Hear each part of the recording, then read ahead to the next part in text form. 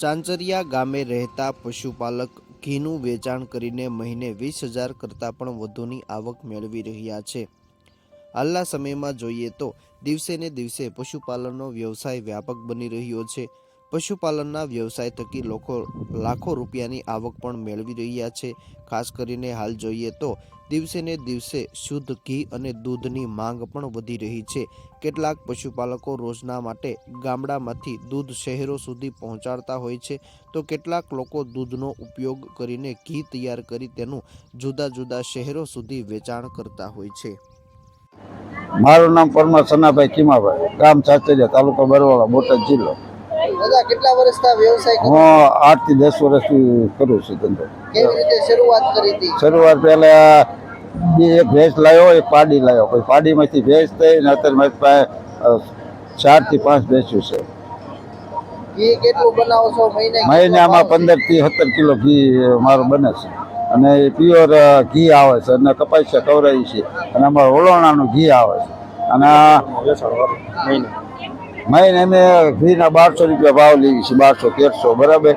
અને ઘરે બેઠા ઘી વીએ જાય છે, દુકાનોમાં વેચવા જાય છે અને બહાર ગામે મોકલીએ છીએ અને વધતા આવા મેળા હોય તો મેળામાં આપીએ છીએ। સરકાર દ્વારા પણ પશુપાલનનો વ્યવસાય વ્યાપક બને તે માટે પ્રોત્સાહન આપવામાં આવી રહ્યું છે। પશુપાલનનો વ્યવસાય શરૂ કરવા માટે અનેક યોજનાઓ તેમજ સહાય પણ અમલમાં મૂકવામાં આવી છે, જેનો અનેક પશુપાલકો લાભ લઈ રહ્યા છે। સાથે સાથે કેટલાક ખેડૂતો ખેતીકામની સાથે સાથે પશુપાલનનો વ્યવસાય કરતા હોય છે, જેથી કરીને પશુપાલનના વ્યવસાયમાં ખર્ચ ઓછો લાગતો હોય છે।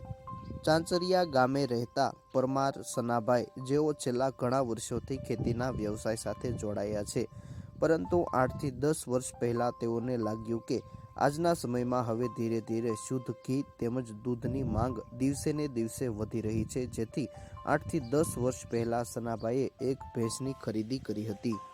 એક ભેંસથી પોતે પોતાનો પશુપાલનનો વ્યવસાય શરૂ કર્યો હતો।